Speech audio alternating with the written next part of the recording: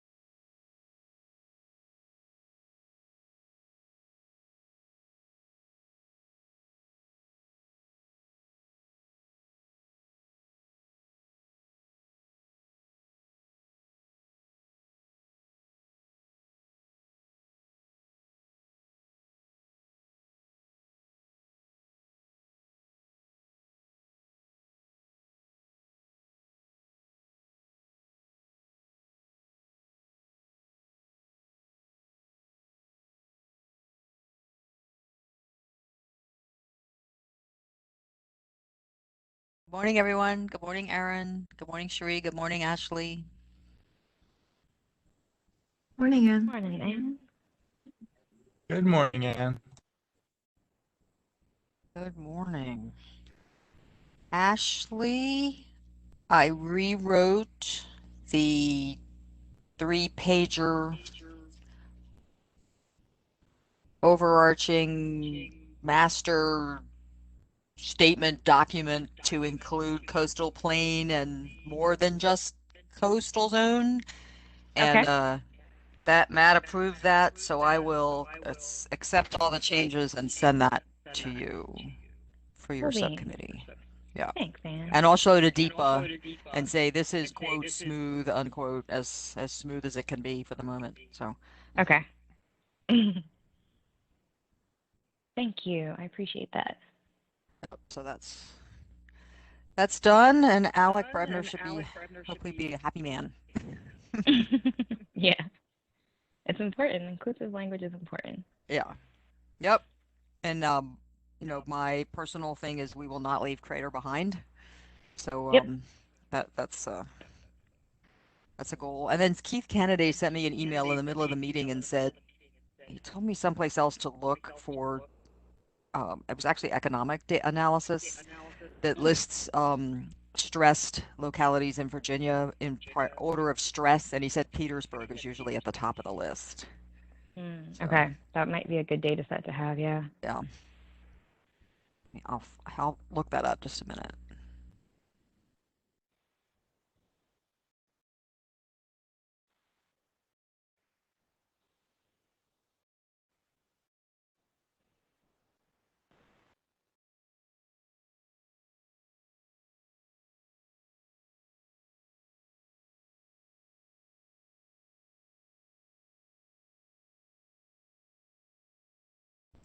The state's fiscal stress index.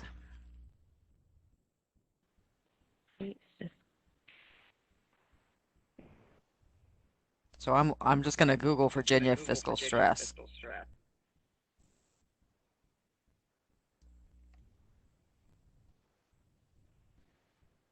See what I get. Aha, DHCD. Nice.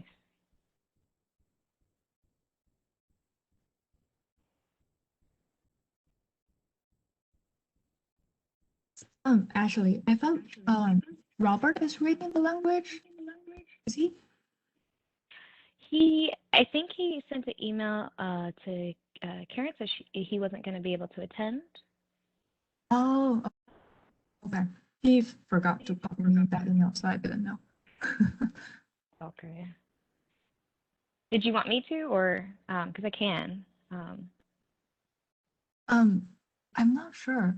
Karen just here. Okay, I can do it. Okay.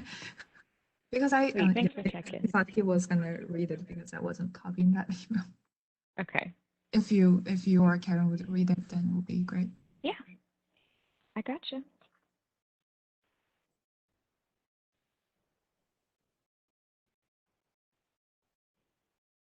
So Shuri, I got a text from Robert.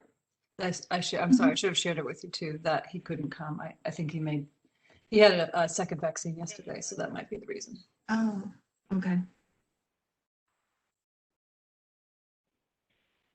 So Sherry, this is my first time hosting a working group. I'm assuming quorum would be just us waiting for our other registered guests. Yes, I think Okay. as long as you have 2 people, it'll be enough. How many are there total? Oh wait, let me check. There's five people in this working group, so Okay. we will need 3. It's supposed to be half plus 1. 3.5. 3.5. I think of my dog. Right. I say my dog's here. He's not very interested. He's asleep with his head under a pillow, but yeah. Under a pillow. We joke that he knows a lot about sea level rise, but he's just not saying what. Well, that's why his head is under the pillow, Anne. Right. I can't stand to hear anymore. I don't want to know. Yeah, I don't want to know. It's too ugly to talk about.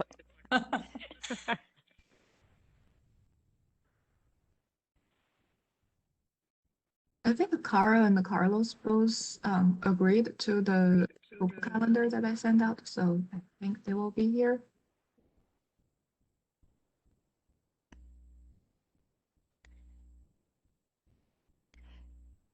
There are a few minutes. Yeah. So these are things that they were talking about yesterday, actually, they're both DHCD reports. Mhm. And I am struggling to get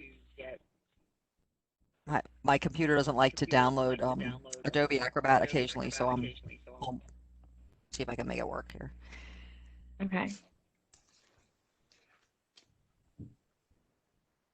Let me know if I can help with that. I usually try and use Bluebeam. Sometimes it's nicer to me than Adobe Acrobat. To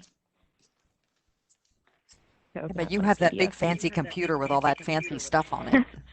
Oh, well, yeah, that's why I'm, collaborating, yeah? I know, right? Sharing resources. So that is the computer of an architect with all those drawing symbols down the side. Or at least it's Yeah, the I felt software of an good. architect. Mhm. I'm dealing with my state HP, which is not very happy this morning.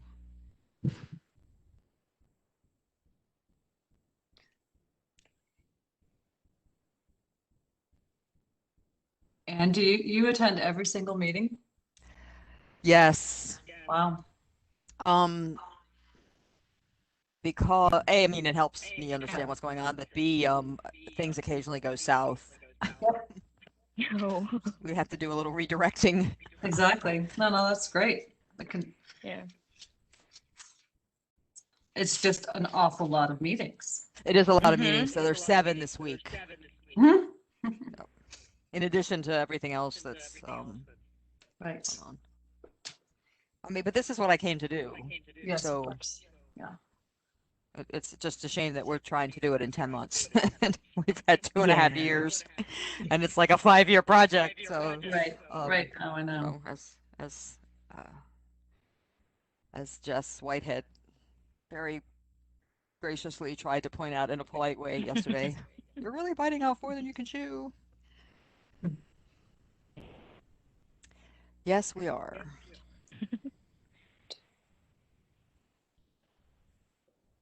So we need another half person, it looks like. Right. Sheree, who else did you say you thought you was going to attend? Carlos here. Carlos Rivero, he signed up. Okay.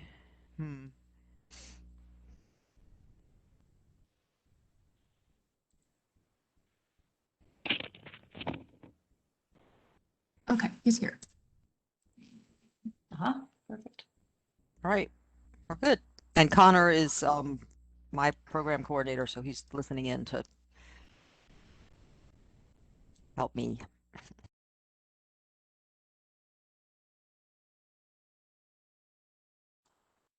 Okay, Ashley, I guess we're good to go.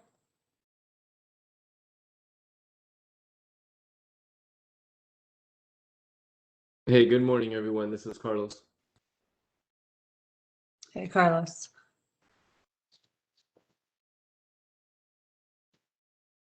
Ashley, are you there? Yes, I'm sorry. I had to step away and grab a charger before my laptop died, and then Oh, okay. all would have been lost. I am back. My apologies. Okay. Well, I guess we're good to go. All right.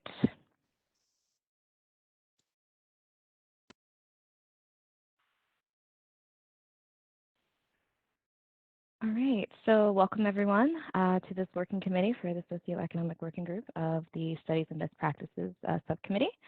So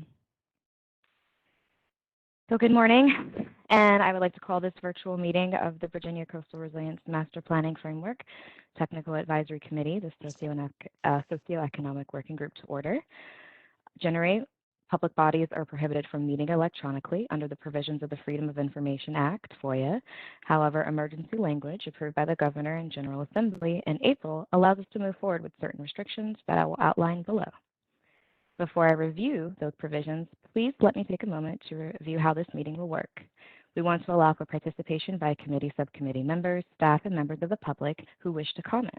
However, it is essential that we are able to manage the conversation effectively. While the meeting will be open for committee, subcommittee comment, due to the challenges associated with an electronic meeting, we want to allow members of the public to be heard. If you would like to make a comment, please do so in the chat box. Shuri will be monitoring the chat box and let us know when someone has submitted a comment. We will address your comment as time allows. please be patient with us as we work through this. We understand and appreciate the challenges. Again, I have to read a lengthy introduction for our virtual meeting. This is long, but it is required to read aloud under Chapter 1289 for all electronic meetings. Chapter 1289 of the 2020 Acts of Assembly, also known as the Budget Bill, includes a language addressing the ability of public bodies to conduct electronic meetings without the need for a quorum being present in a single physical location, an electronic meeting. This language was submitted as an amendment by the governor and approved by the General Assembly at their April 22, 2020 reconvened session. The governor subsequently signed the budget bill, and the bill was effective as of July 1, 2020. The budget bill allows public bodies to hold electronic meetings when the governor has declared a state of emergency pursuant to Section 44-146.7 if the nature of the declared emergency makes it impractical or unsafe for the public body or governing board to assemble in a single location. Also, the purpose of the meeting is to discuss or transact the business statutorily required or necessary to continue operations of the public body and the discharge of its lawful purposes, duties, and responsibilities, Section 4-0.01. The budget bill also has language regarding recordings and transcriptions of electronic meetings. Please be advised that this meeting is being recorded. This recording will be available to the public through the SNR website. The comments in the chat room will also be preserved as public record.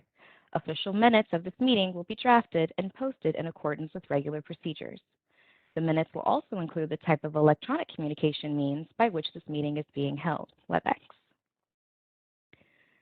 The budget bill does not allow the committee subcommittee to hold an electronic meeting to discuss or transact businesses for any other purpose. Rather, they may do so as long as the agenda items that the public body plans to are statutorily required or necessary to continue operations and discharge lawful purposes, duties, and responsibilities. It is the committee's responsibility to determine whether the nature of the declared emergency makes it impractical or unsafe for the public body or governing board to assemble in a single location. At the conclusion of my remarks, I will ask for a motion for the committee subcommittee to make this determination. If the motion fails, this electronic meeting will end at that point. The budget bill requires compliance with the provisions of Section 2.2-3708.2. Therefore, in accordance with Section 2.2-3708.2, public bodies must include a telephone number that may be used to notify the public body of any interruption in the telephonic or video broadcast of the meeting. In the event that a disruption occurs, participants should contact Shuri by the phone number that she'll place inside the chat. Additionally, if there is an interruption in the broadcast, the meeting must be suspended until the public access is restored. Those provisions of the Virginia Freedom of Information Act not addressed by the budget bill remain in effect. Before we continue with the business portion of the meeting, I will ask Shuri to call the roll for the working group for the Socioeconomic Committee and the anticipated staff. Also, if you're participating by phone and your name is not called, please text us at the number that Shuri will provide. Okay. Dr. Carl Hertzler. Present. Cassie McGee.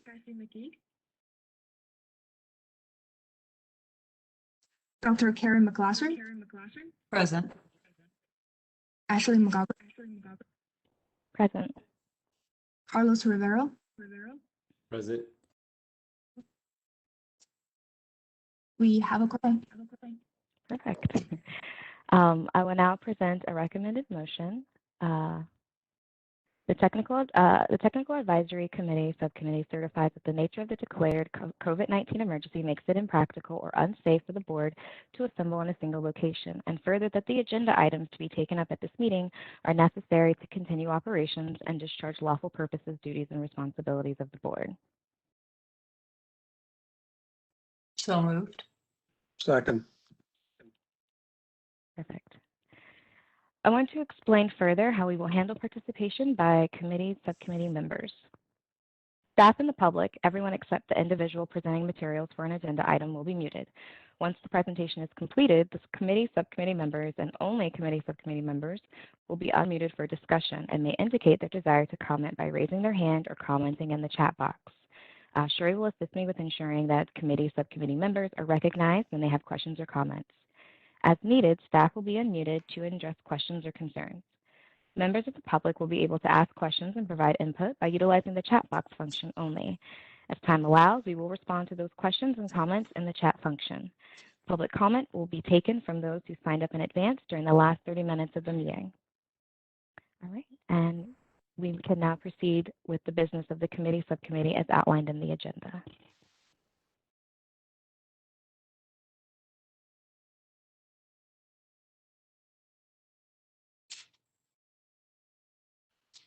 All right. And so do I have the ability, can I have the ability to share a screen, Sherry? Yes, one moment. All right, thank you. Okay, you can share now. Cool beans, appreciate it.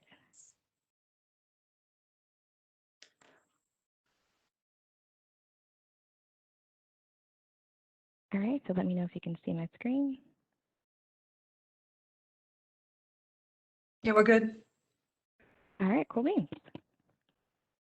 So Karen and I took some time to kind of put together this agenda. So we took care of welcome and introductions. And we thought, considering the time frame of the master plan and kind of where we are in that space, we thought the most important things to talk about were kind of framing our scope, the intentions of this group, what our concerns are, and what it is that we're contributing to the narrative of the Coastal Resilience Master Plan, and then how we can collaborate across the other subcommittees and working committees and with Dewberry. So those are kind of some of the pressing agenda items that we wanted to cover today. Karen, do you have anything else that you think might be necessary to add to that general context before we start digging into the agenda? No, that's fine, Ashley. Okay. So on my screen was kind of the brief working narrative that Karen and I put together and submitted to Robert. And so there's kind of 4 points that we think that this group, based upon the language and the master planning framework and kind of our initial missions for the Coastal Resilience Master Plan, making sure we reach the communities, making sure we're actually capturing the inequities within our jurisdictions. So we thought it was really important to just clarify and define what our goals are and what our guiding principles are, and really refine that language and really get to the bone of what equity is going to mean for this coastal resiliency master process and how we want to define what equity is. I know that we have some concerns with the, socioeconomic, like what are the ways that we can like really define what equity is to this process, and what does it mean to us in the state of Virginia? And then the next kind of point that will help us in that effort, we think, is gathering and documenting efforts that are being made by community organizers to implement equity measures into resilience planning.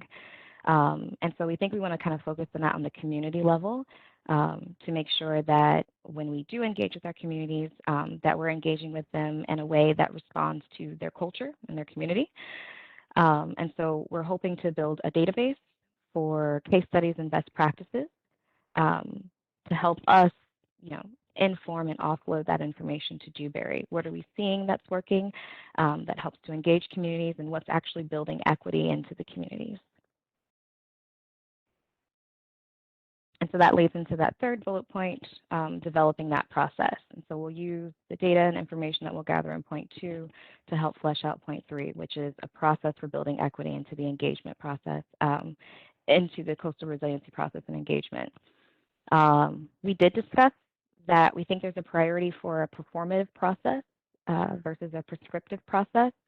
And this is only because this is a vast amount of land and areas and communities and neighborhoods that we will be impacting.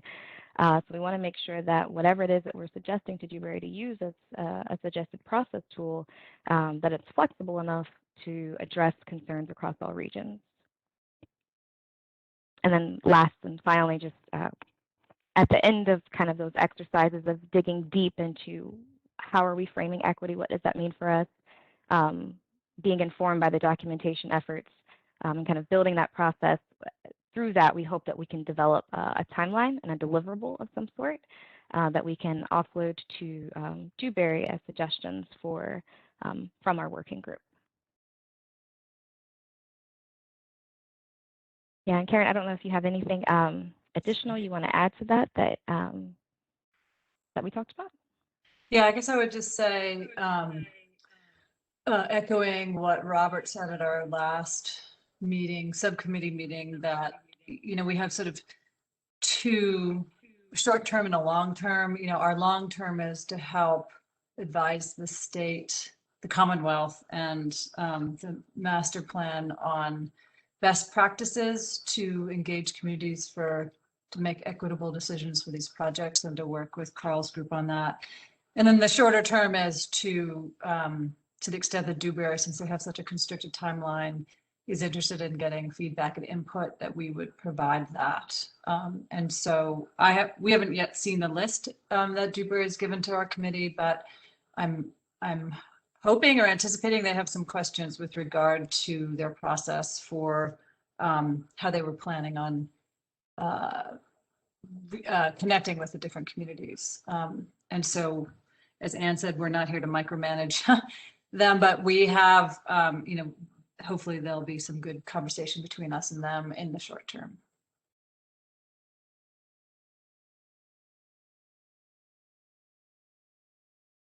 Karen, I have a question. You said you hadn't seen the list of questions from Dewberry. Was that related to in the context of outreach specifically, or more broadly, the questions that are related to the development of their conceptual model? Because those questions have been distributed to all the subcommittee chairs. Yeah, because I think I'm speaking about myself, because I haven't, since I just took over as subcommittee chair. If Robert were here, he'd probably give us some input on what those questions were, but I have not yet seen them. He just needs to share the Google Docs with me, which he will. He said, I spoke with him yesterday. So yeah, that's it. So we can resend them to you. But they are out there. Yeah. But Anne, this is Carl, and there are actually two sets of questions. One is the one that you distributed to all of the subcommittee chairs and vice chairs, and it speaks to the model, the conceptual framework or model that Dewberry is using, but it's really pretty generic. And the detailed questions about what they want to know as they try to develop the first protocols for this. As far as I know, our group, and maybe the project, our group being the project evaluation group, maybe the project ID group, are the only ones that have actually seen a list of specific things they were thinking about. And so I'm not sure if everybody's got the same information at this point, because the Dewberry framework that you shared had a different set of schedules for informing the subcommittee what they needed and what they wanted.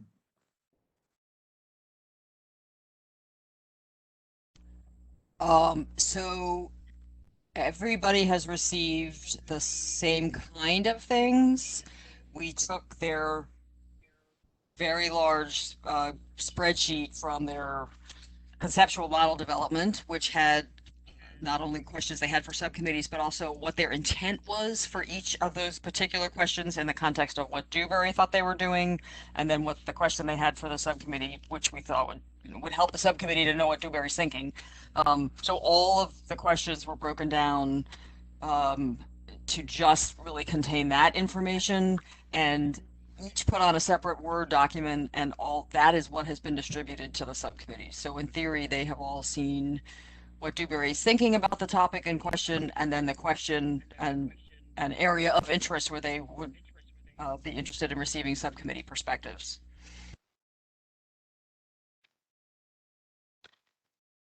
Yeah, so I don't mean to extend this part of the conversation any more than necessary, but there were some very specific questions that were shared with the project evaluation group, and we had that sort of botched effort to use their right, using the facilitation software, which didn't work. Right.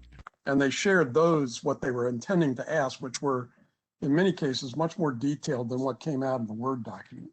So it was my understanding that they would be sharing that kind of request with various subcommittees. So Ashley and the rest of us, Karen, the rest of us here would have some real insight into how they're going to take the first pass at this equity question.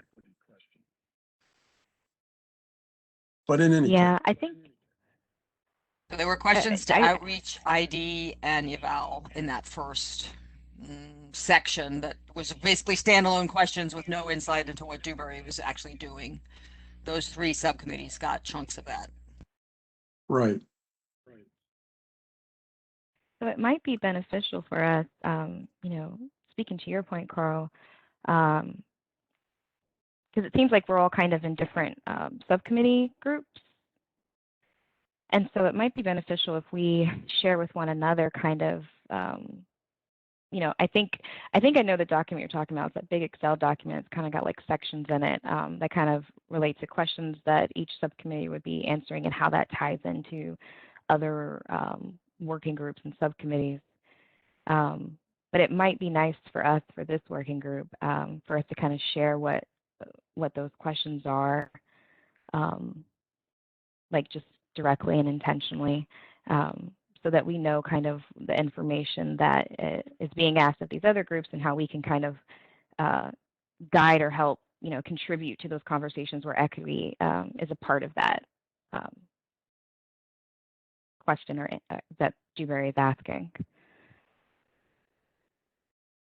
So to that point, the questions that we saw on the project evaluation subcommittee indicate that their efforts to assess equity in this first go round were looking at some of the SOVI indexes, and that they were concerned, they were aware of the concerns with you know, those things. They were particularly looking at using the information that's on the ADAPT VA site, which is actually Sarah Stafford at William & Mary's redevelopment of a social vulnerability index. And while that's a sort of the only available extant information at a reduced or at scale across the entire region, everyone who's working on this is aware of the limitations in resolution, spatial resolution of that information, and the fact that a lot of the communities that would be of concern at local levels get sort of blurred by the census block, census tract level. And so one of the things, to your early comment about we're needing to look at short-term and longer-term issues, I think it's useful for us to acknowledge to Dewberry that, you know, that's probably an acceptable first cut, simply because it's what exists now. But for the state's perspective, we are going to need to do a much more resolved, a much more spatially resolved analysis of where communities at risk and equity issues exist. And so it might help, as Dewberry is reaching out to localities, to begin the process of getting them to self-identify smaller areas that are of local concern or might be of local concern, to the extent that this group can provide some guidance on the kinds of metrics that might be used in thinking about those areas. I think we could start the ball rolling to a better solution long-term. Yeah, I think you like make that approach.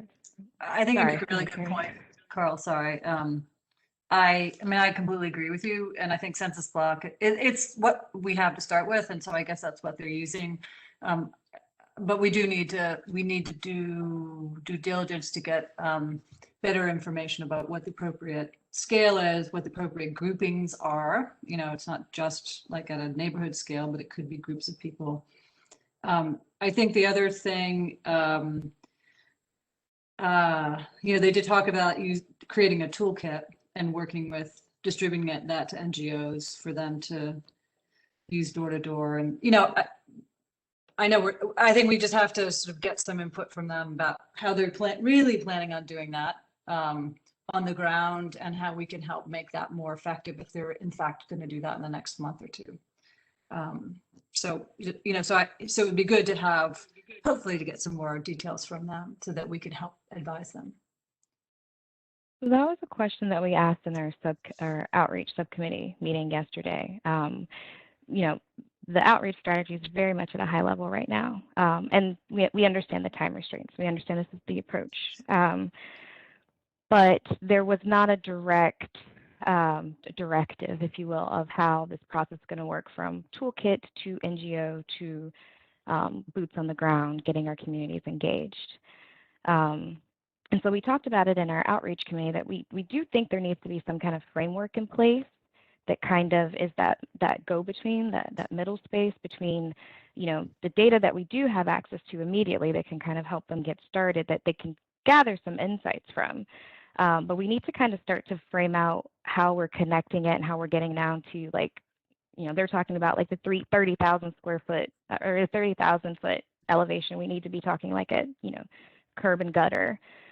And so how we can frame a process that connects to kind of what they've outlined for their strategy, right? And so that's to work with NGOs and community organizers. And so that's kind of the description that they gave to us. So I think that at this point in time, I would say we have some flexibility in offering suggestions on what that could look like and building equity into that process. So that we're achieving the goals that the state has put forward, right, to reach out to all of our communities and to make sure we're hearing from everyone. So a specific recommendation in that regard, if I can, maybe it's too early, but it seems to me that since I had actually done some work before I retired on trying to gather information at these scales, and we were working with the health department, with social services, and with localities in planning departments, basically, and trying to develop a mechanism for identifying areas of concern. And there's actually a GIS tool that was developed for that. But the key seemed to be making the effort to delineate those communities, to identify where they are and to identify why they have been selected, something of a priority. And to that end, it might be useful if Dewberry and the state were to make the requirement that localities or communities submitting projects for evaluation have in fact begun the process and provided a delineation of areas of concern, equity concern, understanding that it's something that can evolve over time as the definitions of equity become more resolved or more set in concrete, but at least begin requiring people to self-identify where those things are, because that then provides some mechanism for a larger scale assessment of whether we are being consistent or comprehensive across the entire coastal region, looking for those concerns and how they're being addressed. I do like that approach because one, it's centering kind of the community and kind of framing that conversation, which gives them that ownership, which makes them so invested.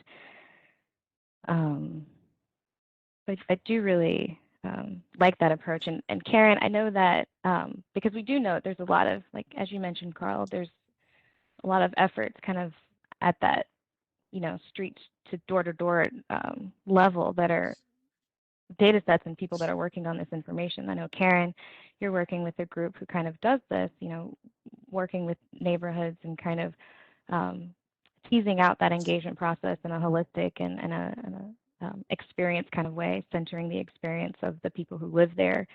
I wonder if it's beneficial, and I don't know if this is possible for us, but to the points that Carl was making into some of the efforts of the program and the software that Karen's working on, do we have capacity to request or embed in this process that localities have these kind of more honed in, specialized, localized tools to help then filter up, right, to our process to help us take in that data and really reach our constituents? So I'm not sure what you mean by tools, but if we want localities to identify specific areas of concern, they certainly, have opinions on where those are, but we would give them some, or we should give them some sort of criteria that we would ask that they Right. consider. And I mean, in theory, the Community Flood Preparedness Fund is supposed to be doing the same thing, or something similar. We'll see if it gets there, but certainly, I mean, when this subject came up at your subcommittee yesterday, none of the planning district commissions rushed to say, oh, yes, I know areas of concern in my Mhm. planning district commission, even though I know they do. That's kind of an interesting observation. The other thing is that Dewberry's outreach and engagement support for this is largely public relations and messaging and helping to facilitate. It is not knocking on doors. And so the knocking on doors part is going to have to take place in some other way. And we heard a few comments from some of the nonprofits who were on the call yesterday, who are people who have expressed an interest in being a part of this. And I would say that we're still challenged to get one of them to step up and take the lead and bring the others along, as it might not come as a surprise to anyone. And they are also all very much consumed with COVID still, and Wegmans parking lot and the pipeline and other kinds of nearer term tasks. So there's always that tension of other things that are out there that are all a part of their um, focus for their community, whatever that is. So um, we'll see how much we can get them to actually be a part of this, and then hopefully we'll have some success there, and we'll do what we can either way with the services that we have from vision planning and consulting. But And it would which, help for the localities to be able to tell us, we should tell them what kinds of things we're looking for. I think that might Mhm. help them focus. so I would agree with that, Anne, in terms of the criteria. Who are the NGOs that you all are talking about and Dewberry's talking about engaging in this? Well, Dewberry's waiting for me to tell them, but CCAN, who was on the call yesterday, contacted me after a presentation back in December and said, we'd like to help, we'd like to be a part of this, we're on the ground in Hampton Roads, and we do community organizing. And so they have held several meetings of like-minded nonprofits in the Hampton Roads region or Coastal Virginia region. Sierra Club is one, Lynn Haven River Now, Elizabeth River Project, both of which aren't exactly door-to-door people, um, and others. EDF is kind of hovering around on the fringes. They, as Karen, as you and I know, have some money to try to do this work. They have exactly zero presence. Now they have Emily Steinhilber, so they got one person, but you can't roll in here and try to lead everything if you don't have any presence here. I've been talking to them for almost a year Yeah. about this, and that's a subject that you and I are going to have another conversation about. But Right. so, and the challenge is that, I mean, the same kind of thing. Their EDF is being funded by a prominent funder in Virginia.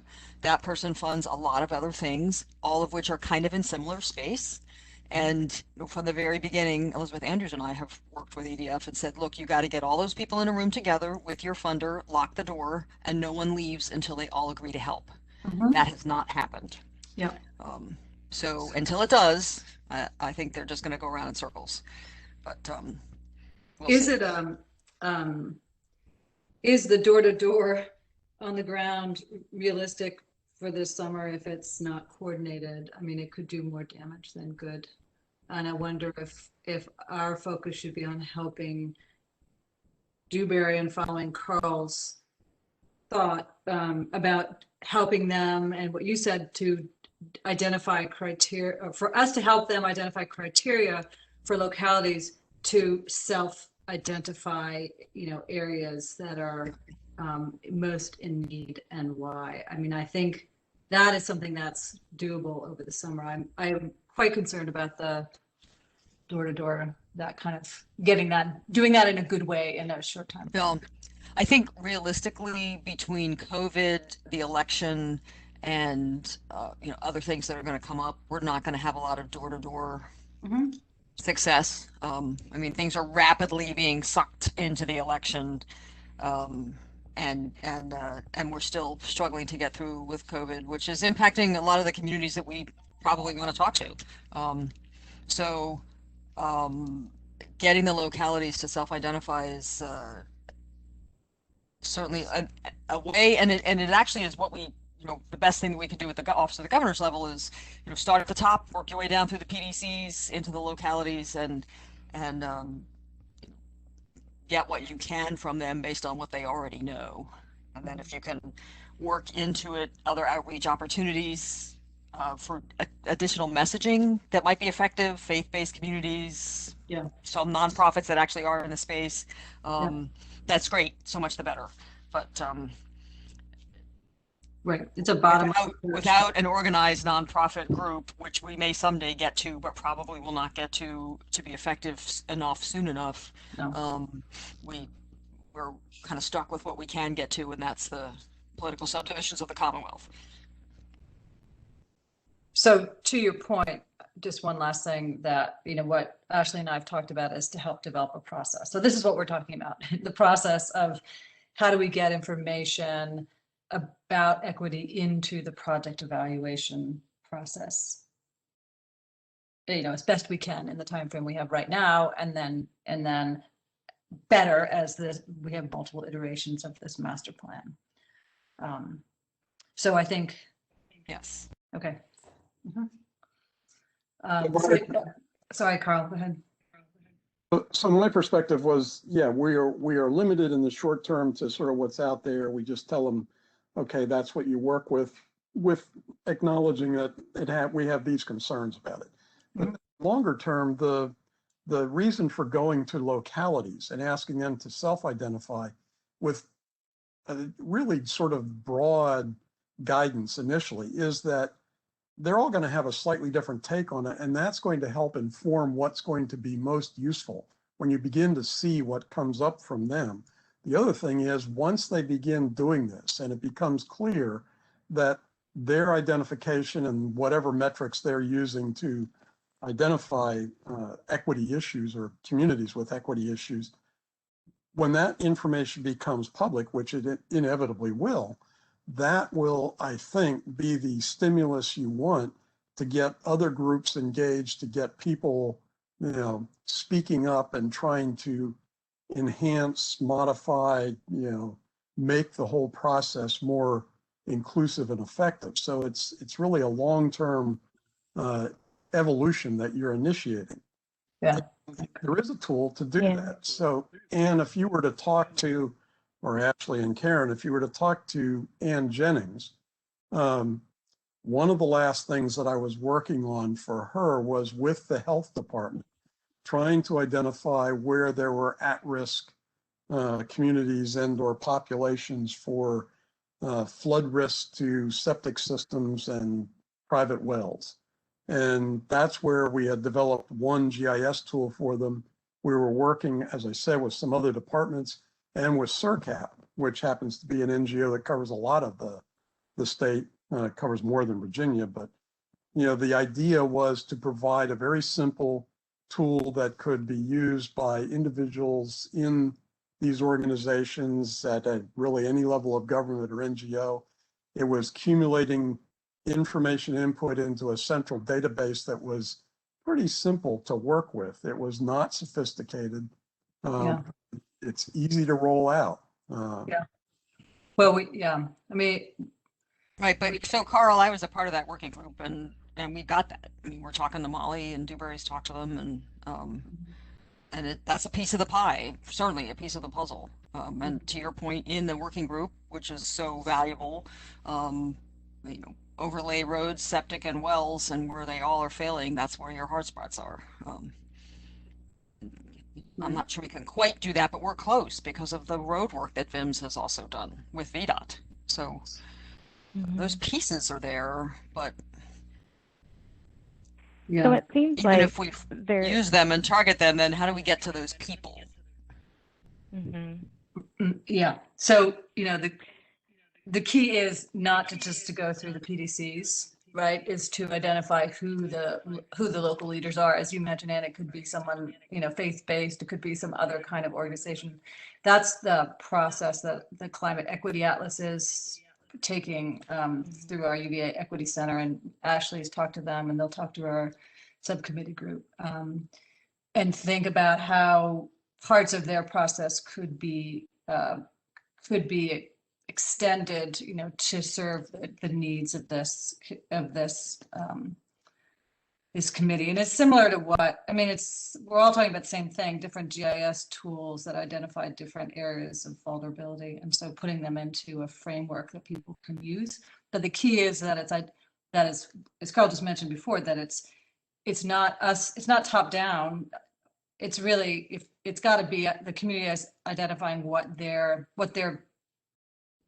criteria are, what their needs are, what they identify as. It might not be roads in some community, it might be septic systems, it might be something completely different. And so figuring out how to have that process without it being too cumbersome, I think, is important.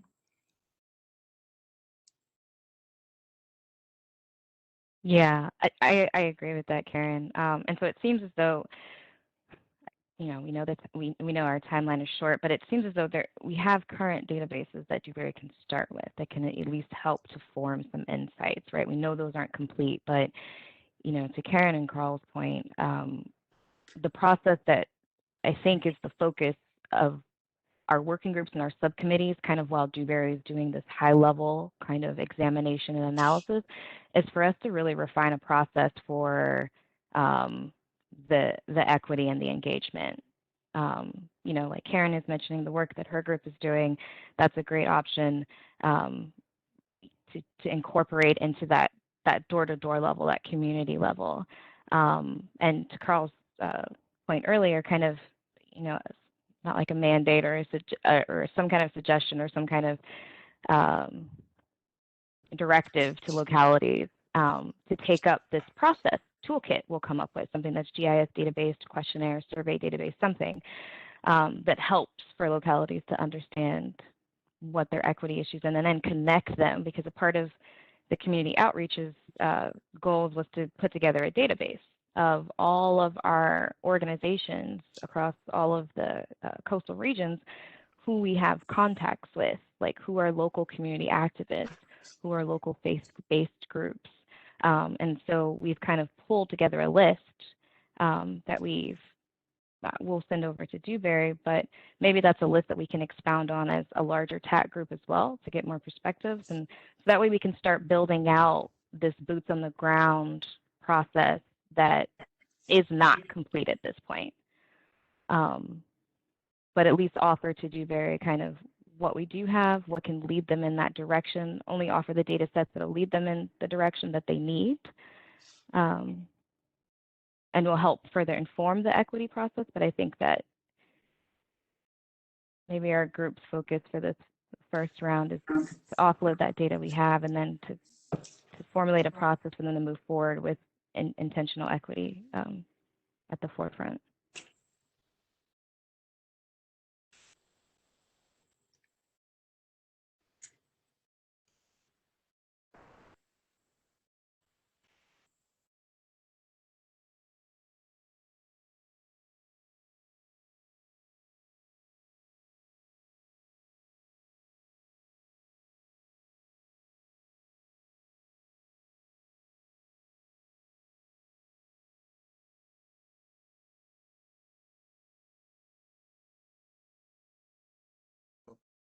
That was a brilliant thought I just offered while I was muted. The question, Ashley, was what parameters you're thinking of when you think in terms of equity in the context of resilience to flooding in the coastal zone.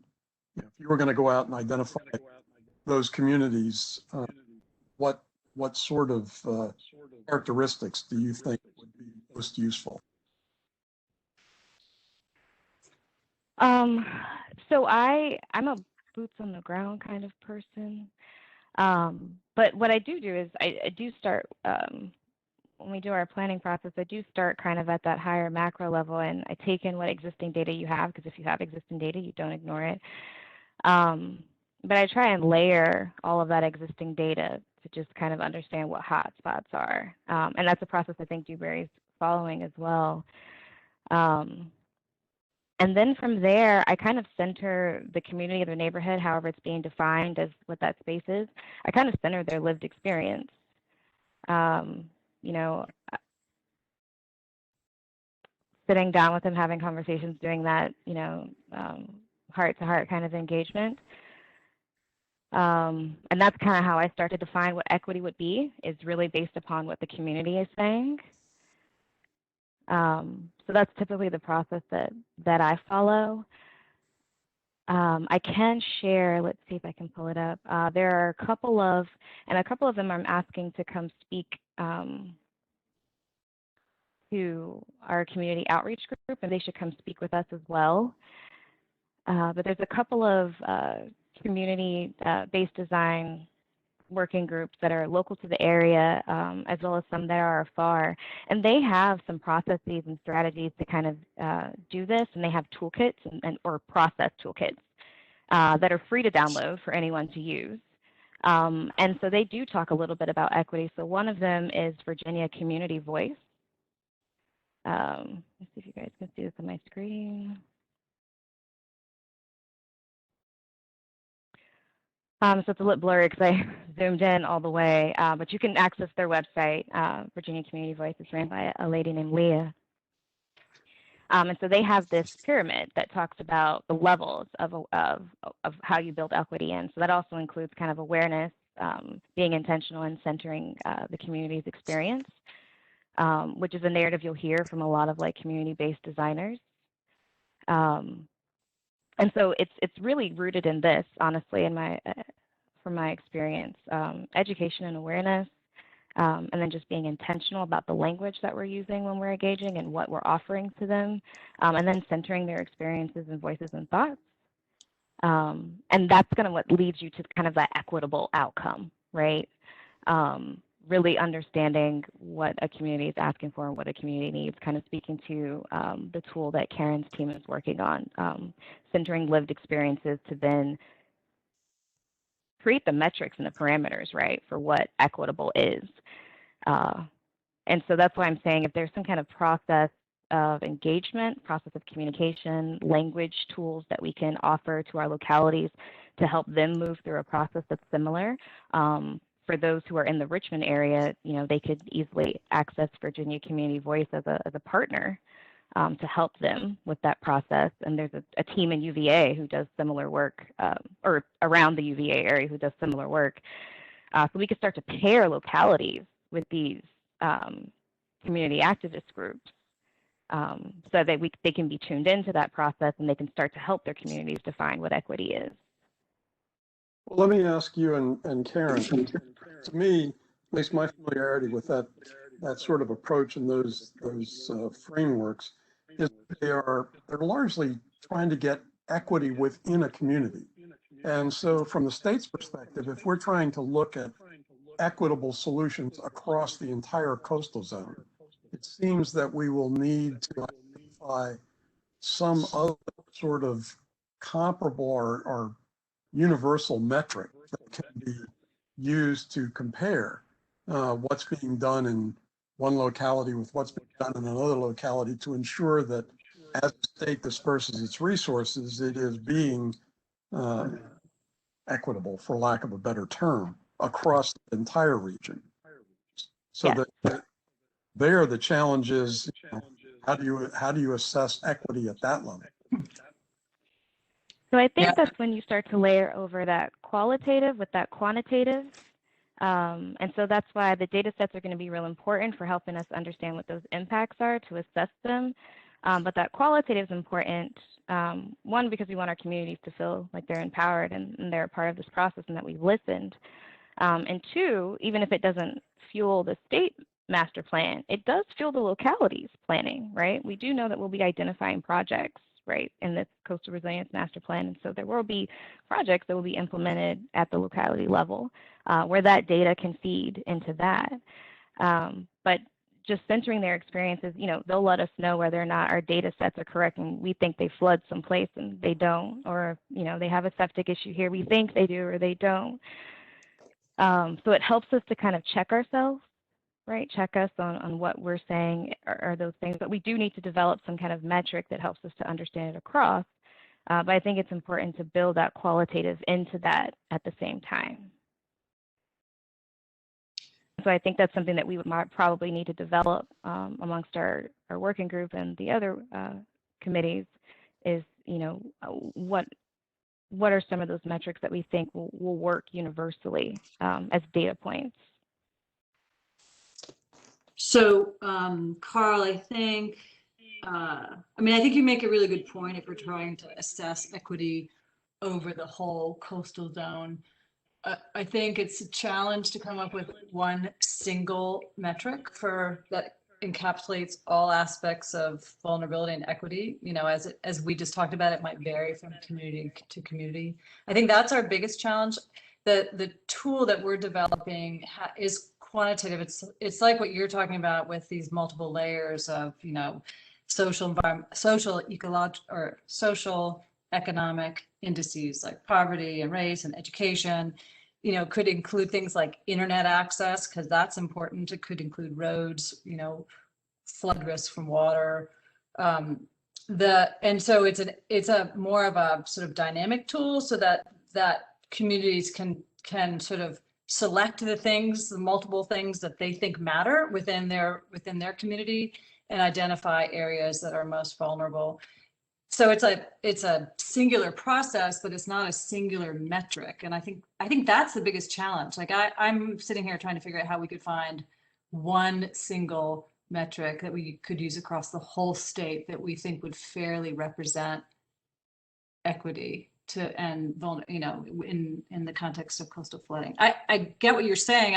I'm struggling thinking what that one metric would be. Yeah, I agree with you. I don't think there is one metric. It would be an incredibly artificial one if we were to posit something like that. But selecting a small set of beginning metrics, where do you start if you want to do that? And that was really my question to you and Ashley is, what's your short list of, universally important things to consider? Well, poverty level, race, education,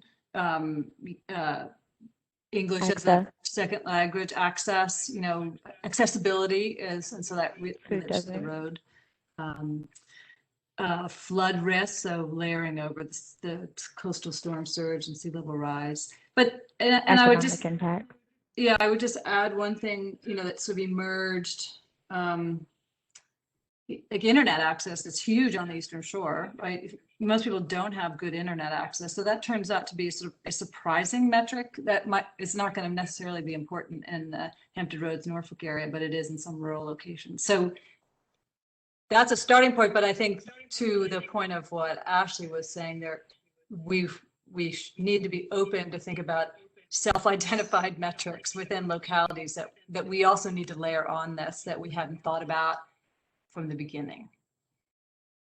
Yeah, absolutely. I guess I'm thinking that to the extent that you and Ashley are in agreement on that list, and I would agree with pretty much everything you listed, that's something we could send to Dewberry now and say, okay, here's a starting set of things to think about in terms of identifying equity issues across the coastal zone. Mm-hmm. Sure, absolutely. Agreed. Yeah, so we have a deliverable from today's meeting. Yep. Look at that. Look at that progress. We have about 8 minutes left. Ashley, I don't know if you want to. We do. Oh my gosh, we do have 8 minutes left. Sherry, do we have public comment? We don't have anybody signed up, but if you have a public comment, you can type it in the chat.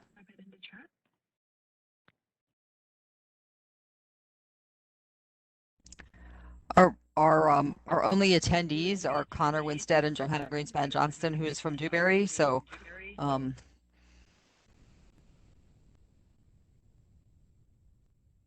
if they have comments, they'll let us know. Hey guys.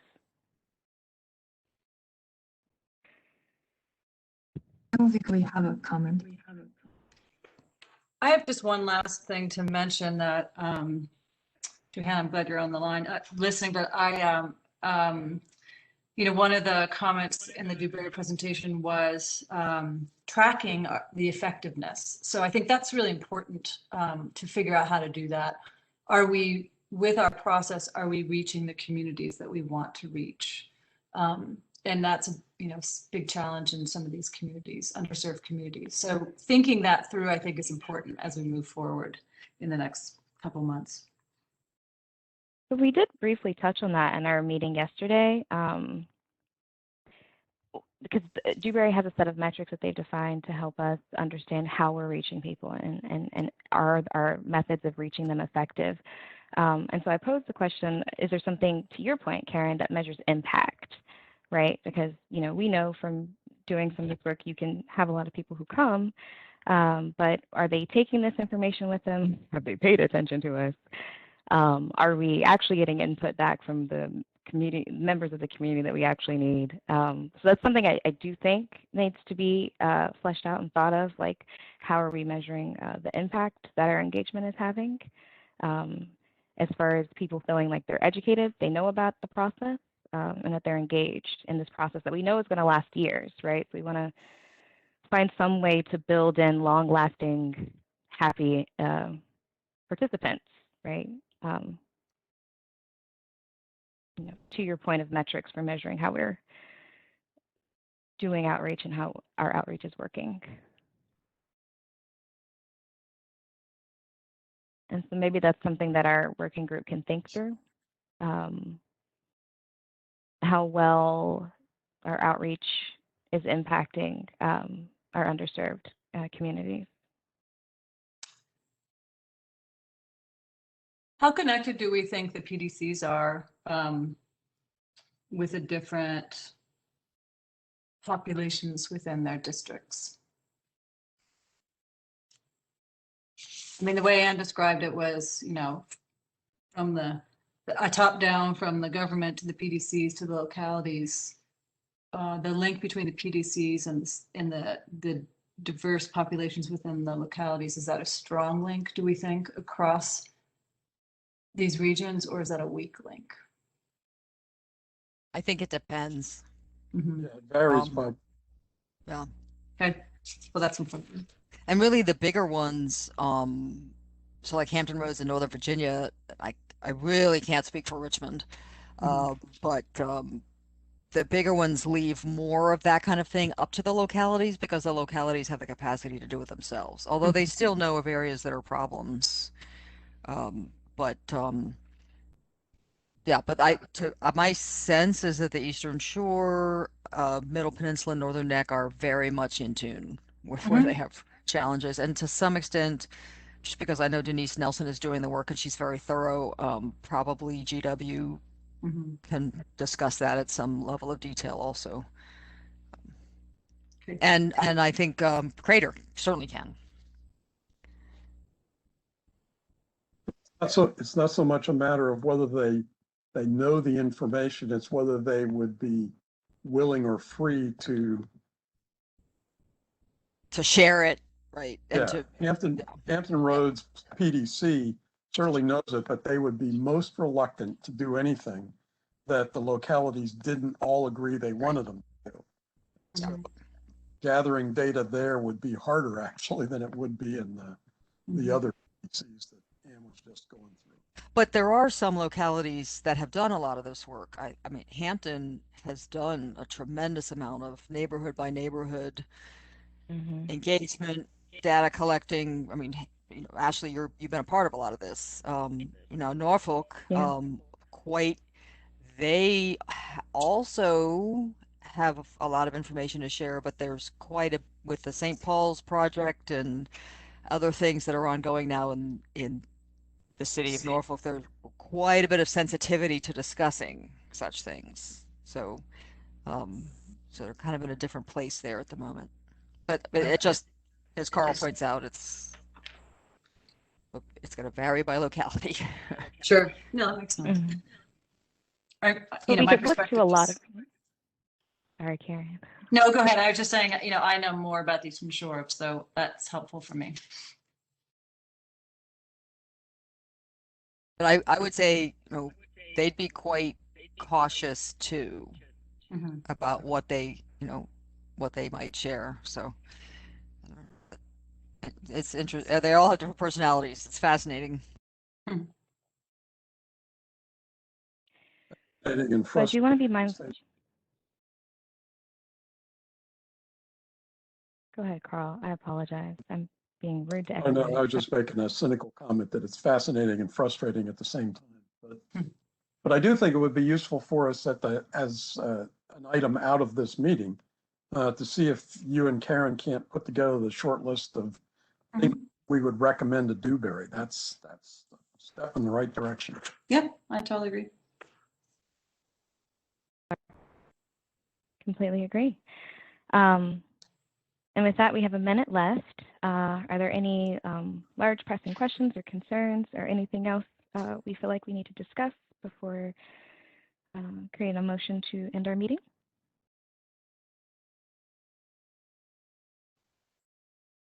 Efficient small meetings.